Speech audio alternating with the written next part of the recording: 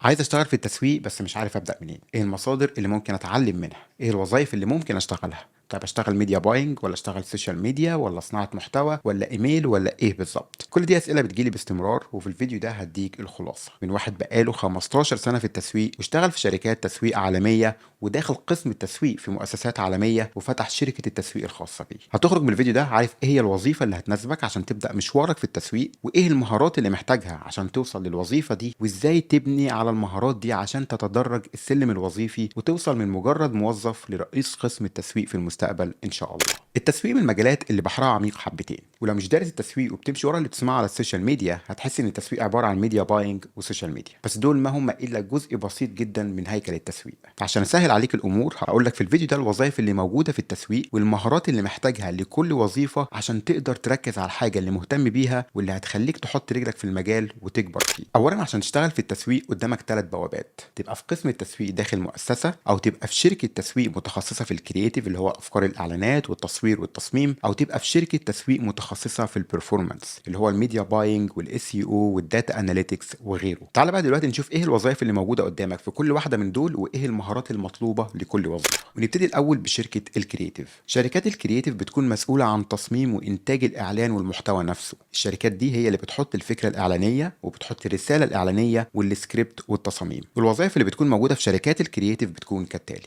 اولا كوبي رايتر، وده كاتب محتوى تسويقي ابداعي. الشخص ده بيدفع له فلوس عشان الكلام اللي بيكتبه، سواء الكلام المكتوب في الاعلانات او الكلام اللي بتسمعه، وده شخص مهم جدا جوه اي شركه كرياتيف لان الحمله بتتبني عليه. انا بدات مشواري في التسويق ككوبي رايتر في شركات اعلانات في مصر، كنت ساعتها بكتب اعلانات راديو واعلانات تلفزيون والتاج لاين بتاع الحملات والبروشور وغيره. وعشان تبقى كوبي رايتر محتاج طبعا تكون عندك مهاره الكتابه التسويقيه، انك تكون عارف تلعب بالكلمات وانك تكون عارف تقنع بالكلمه، ومحتاج تقرا كتير خصوصا في فن الاقناع والبيع، وتتفرج على اعلانات كتير وتكون دايما على اطلاع بالمصطلحات اللي بيستخدمها الجمهور وطريقتهم في الكلام عن الشيء. لو عندك مهاره الكتابه التسويقيه وبتعرف تكتب وتيجي بافكار اعلانيه يبقى انصحك تبتدي تدور على وظيفه الكوبي رايتر في شركات الاعلانات. الوظيفه الثانيه هي وظيفه الديزاينر، مصمم الجرافيك، وده بيصمم الاعلانات، بيستخدم تولز زي فوتوشوب والستريتور، وطبعا لازم يكون عنده حس ابداعي. الوظيفه الثالثه ودي تطور الطبيعي لمصمم الجرافيك هي الارت دايركتور، ده مدير المصممين في شركات الاعلانات، وطبعا ده عنده خبره اكبر. واغلب شركات الاعلانات بيكون عندهم كذا مصمم، ممكن يكون اغلبهم مبتدئين او بخبره محدوده، بس عندهم ارت دايركتور قوي بيتاكد ان اي شيء بيطلع من عندهم متناسق بصريا ومصمم بشكل احترافي. فلو ناوي تبدا كديزاينر لازم عينك تكون على وظيفه الارت دايركتور في المستقبل. عندك بعد كده الراس الكبيره اللي بتدير الناس دي كلها وهو الكرييتيف دايركتور، ده الشخص اللي هيكون مديرك سواء كنت كوبي رايتر او ديزاينر او حتى ارت دايركتور. الكرييتيف دايركتور هو الشخص اللي بيشرف على العمليه الابداعيه بالكامل، وبتكون خلفيته يا اما ديزاين انه بدا مثلا كديزاينر، او كوبي انه بدا مثلا ككوبي رايتر. ممكن تكون كمان خلفيته الاخراج وانتاج الاعلانات. وتدرجك الوظيفي لما تكون كوبي رايتر او ديزاينر انك توصل في الاخر لموقع الكرييتيف دايركتور. الشخص ده بيتاكد ان الحمله الاعلانيه بالكامل طالعه متناسقه، والفكره قويه والكتابه قويه والتصميم قوي، ولو في فيديو كمان بيشرف على عمليه الانتاج. لما تحب تقدم على اي كوبي رايتر او ديزاينر او ارت دايركتور بتدور على الكرييتيف دايركتور اللي في الشركه وبتحاول توصل له، وهو اللي هيعمل معاك الانترفيو وهيكون قرار التعيين النهائي راجع له. عندك بعد كده مدير الانتاج. شركات الكرياتيف خصوصا الشركات الكبيره بيكون عندهم شخص مسؤول عن تنسيق الانتاج. لو الشركه بتشتغل اعلانات بميزانيات ضخمه وبتعمل اعلانات تلفزيون او فيديوهات كتيره بيكون عندهم شخص بينسق مع شركات الانتاج والمخرجين واللوكيشنز والاستوديوهات بتاعه التصوير. فلو انت عندك دايره علاقات قويه مع مصورين وفيديو اديتورز ومخرجين تقدر تدور على وظائف برودكشن مانجر في شركات الاعلانات. الاشخاص اللي قلناهم من شويه دول بيشكلوا الكرييتيف تيم، الفريق الابداعي في شركه التسويق. بس في ناس تانية الاشخاص دول بيشتغلوا معاهم عشان يقدروا يعملوا الشغل بتاعهم مظبوط، واولهم هو الاستراتيجيك بلانر. اي حمله اعلانيه عشان تتبني مظبوط لازم يكون في استراتيجيه وراها، والاستراتيجيه دي بتركز على دراسه الجمهور وسلوك، بتدرس المنافسين للبراند اللي بيتعمل له الحمله، بتدرس توجهات السوق، وعلى اساسها بيبتدي الفريق الابداعي يجي بافكار ويبدا في بناء الحمله. ودي الوظيفه الاساسيه للاستراتيجيك بلانر. وعشان تبقى استراتيجيك بلانر لازم تكون فاهم في اداره البراندات باحترافيه. في كتاب اسمه استراتيجيك براند مانجمنت من الكتب الملمه بالموضوع ده تماما، وانصحك انك تدرسه مش بس تقراه. لازم تكون عارف ازاي تعمل بحث عن الجمهور، لازم تفهم احتياجاته، لازم تقدر تلاحظ الترند والتوجهات في السوق، وفي ادوات بحث بيستخدموها الشركات عشان يجوا بالبيانات دي زي ستاتيستا ونيلسون وكانتور.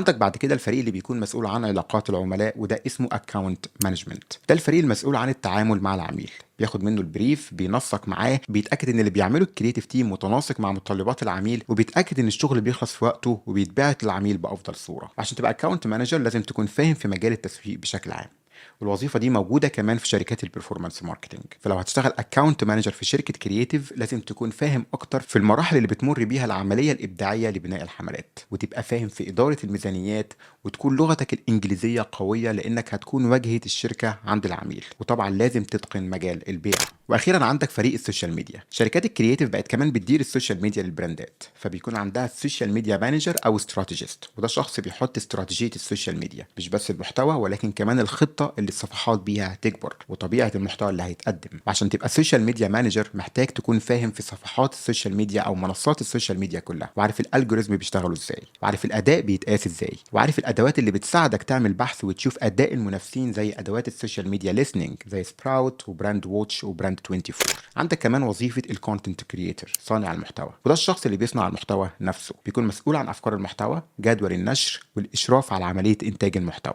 لو العميل بيعمل ايفنتس مثلا بيروح الايفنت مع مصور وبيساعده يطلع محتوى منه. وعشان تبقى صانع محتوى لازم طبعا تكون فاهم في السوشيال ميديا ومنصات السوشيال ميديا والالجوريثم، وفاهم في فن الستوري تيلينج، وعارف ازاي تلاحظ الترندز وتستغلها، وفاهم ادوات الايديتنج. مش شرط طبعا تكون محترف فيهم لكن عارف بيشتغلوا ازاي.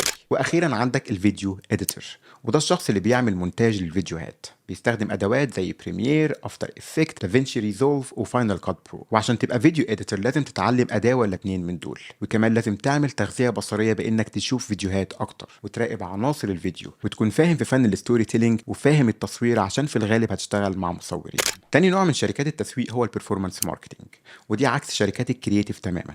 دي بتعتمد على البيانات والداتا والارقام اكتر من الابداع، ودي تقدر تعتبرها الجانب الايسر من المخ.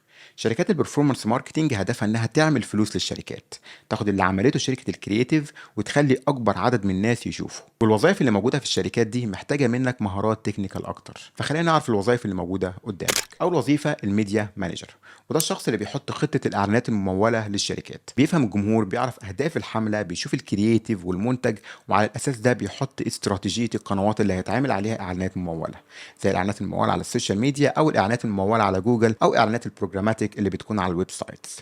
الشخص ده زي ما قلنا بيحط استراتيجيه، وبتكون خلفيته ميديا باير، بيكون عمل اعلانات مموله بنفسه وفاهم تعبير الاعلانات المموله وعارف ازاي يقيس نجاحها. ولو عايز توصل للمرحله دي لازم الاول تبدا كميديا باير، وده بياخدنا للوظيفه الثانيه وهي الميديا باير، وساعات الشركات بتسميه paid social media manager او paid search manager. والشخص ده دوره انه ينفذ الحمله الاعلانيه للشركات على قنوات السوشيال ميديا او على جوجل او على الاثنين سوا. وعشان تتعلم الميديا باينج في كورسات بتوفرها كل منصه تسويقيه، وهحط لك الروابط في الوصف. وتقدر كمان تشوف فيديوهات على اليوتيوب لشباب كتير بيدوا كورسات.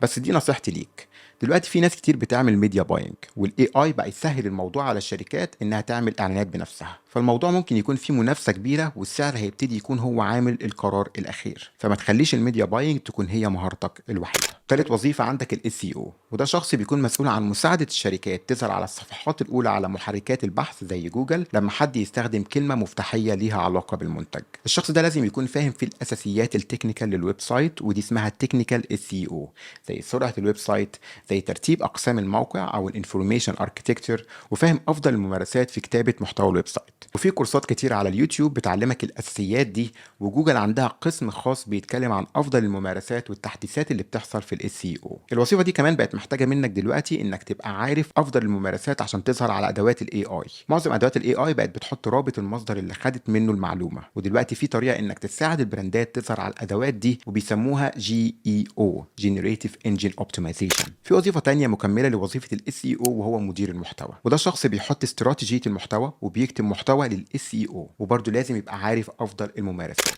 عندك كمان وظيفه الداتا اناليست، وده شخص متخصص في ادوات قياس الاداء الرقميه زي جوجل اناليتكس، بيبقى عارف ازاي يعمل تراكنج للداتا، عارف ازاي يجيب بيانات تساعد الشركه تستهدف العملاء مظبوط، وعارف المنتجات اللي بتعمل اكتر مبيعات والمحتوى اللي الناس بتشوفه اكتر. وهنا لازم تتعلم جوجل اناليتكس وتبقى فاهم في تحليل البيانات والارقام، ويكون عندك معرفه في الادوات التانية اللي بتقيس الاداء زي هوت جار وكلاريتي من مايكروسوفت. وبرده جوجل عنده كورس مجاني يعلمك الكلام ده. برده في شركات البرفورمانس ماركتنج زي شركات الكرييتيف بيكون في اكونت مانجمنت تيم، بيكون هو نقطه التواصل مع العملاء، والتيم ده مش محتاج محتاج يفهم التفاصيل، لكن محتاج يكون شاطر في البيع والإقناع وفاهم في البرفورمانس ماركتينج بشكل عام.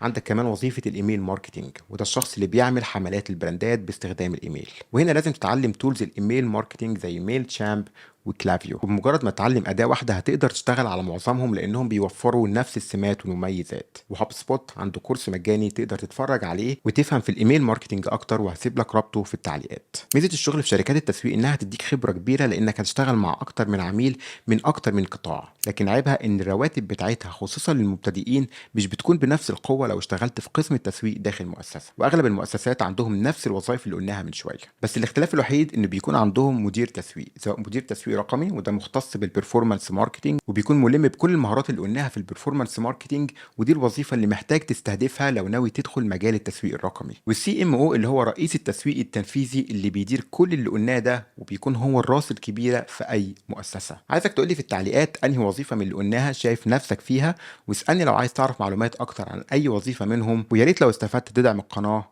والسلام عليكم.